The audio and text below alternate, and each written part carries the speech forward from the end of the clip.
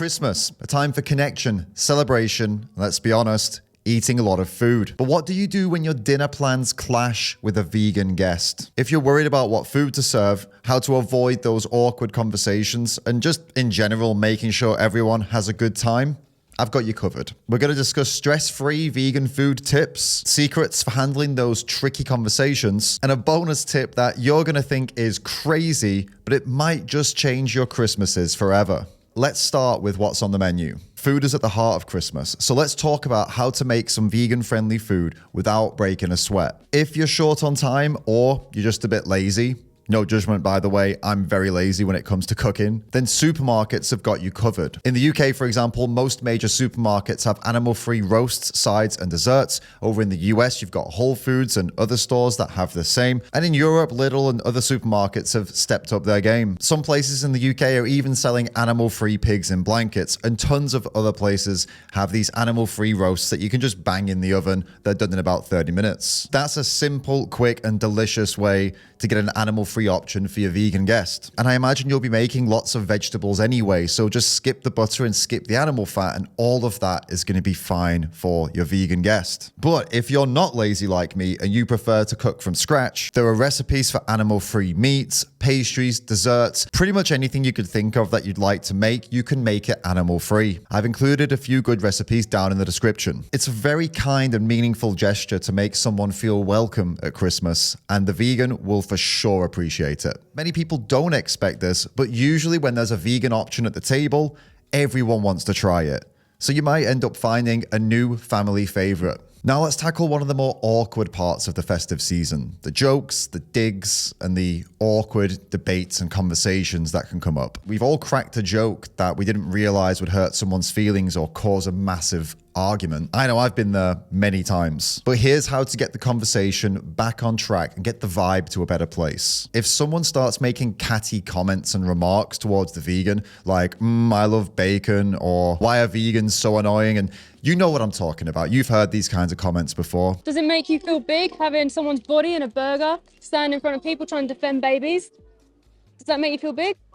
If someone does that, it's important to step in and set the tone. You could say something light but firm, like, could we leave these kinds of jokes for another day? With it being Christmas, I'd like to focus on having a nice time and spending quality time with each other rather than tearing into each other. Something along those lines to try and diffuse any situation. Vegans don't go vegan to be difficult or ruin the vibe. They do it out of respect and compassion for animals and a desire to make a difference. Mocking or ridiculing them, especially in a setting where they're probably going to be outnumbered, it's unfair and it's counterproductive. And let's be honest, if things do escalate, it's not going to go well for everyone else at the table. A vegan that gets pushed too far is most likely going to start responding with comments about what everyone's eating and how it likely comes from animal abuse, which is most likely true, but it's not the debate you want to be having at the dinner table. Now let's address what happens if veganism does come up at the table. If your vegan guest starts talking about veganism and speaking up for animals, remember, they're not trying to ruin the mood or make people feel bad.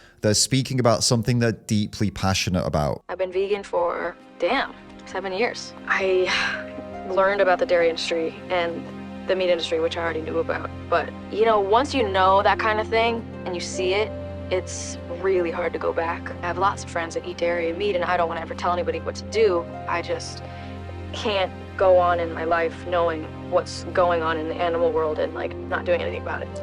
So.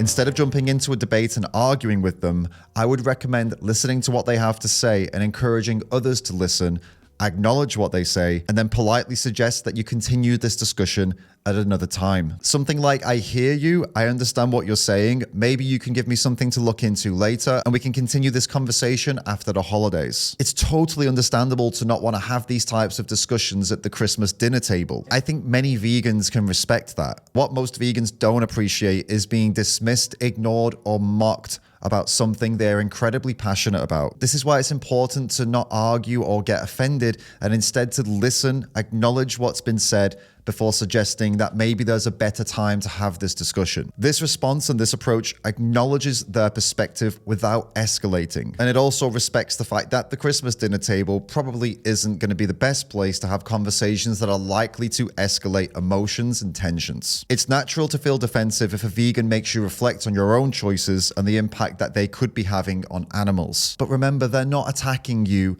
they're simply speaking up for animals. Taking a step back and genuinely listening to what they have to say can go a long way. Now let's go through a couple of pointers on how to make your vegan guest feel truly welcome in your home. Reach out to them in advance and ask them, what can I do to make sure you have plenty to eat? Most vegans would really appreciate that. Make sure you're labeling your foods clearly, especially if you have a buffet-style Christmas dinner. Having a little vegan sign next to the dishes that are suitable for vegans goes a hell of a long way. Many vegans are involved in farm and slaughterhouse investigations, which means they're either in these places seeing these horrors firsthand, or they're reviewing footage of these things that are happening to animals for meat, dairy, eggs, and other animal products. Some vegans aren't comfortable sitting at a table where these products are being eaten. Offering the vegan a little space close enough to the table to still engage in the conversation, but far enough away that they don't have to see all of the things that are upsetting them is a very kind gesture. Maybe just a sofa or a chair or something nearby the table. I know it sounds weird,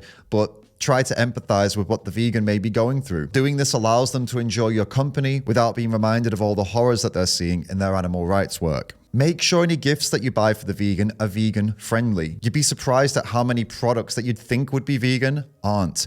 For example, milk powder is in pretty much every packet of crisps, biscuits, and even dark chocolate. It's a nightmare. Simple way to do this is just check the back of the product to see if there's any vegan logo or any little text that says this is suitable for vegans. And if it doesn't say that, or if it's something that doesn't have an ingredients list, just do a quick little Google search and you'll find your answer pretty easily. These small efforts will show a vegan that you really value their presence and that you're trying to make efforts to make sure they're comfortable, welcome, and included. And here's that bonus tip I promised that you might think is crazy. What if, for just one Christmas, you tried going completely animal-free? Now, before you run away, just hear me out. You've probably had decades of the same turkey and ham routine.